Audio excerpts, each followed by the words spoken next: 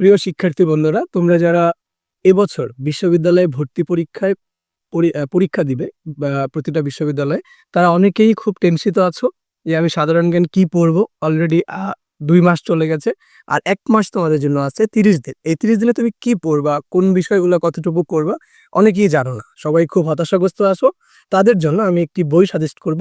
সেটি হচ্ছে এই যে সাপ্লিমেন্ট সাধারণ জ্ঞান। এই বইটি এত সুন্দর করে সাজানো হয়েছে যে তোমার আগামী ৩০ দিন তুমি কোন বিষয়টা কতটুকু করে পড়বা, মৌলিক বিষয় কতটুকু পড়বা, আন্তর্জাতিক বিষয়গুলি কতটুকু পড়বা এবং বাংলাদেশ বিষয়গুলি কতটুকু পড়বা, ১০ দিন ১০ দিন করে ৩০ দিন তোমাকে একটা রুটিন করে দেওয়া হয়েছে।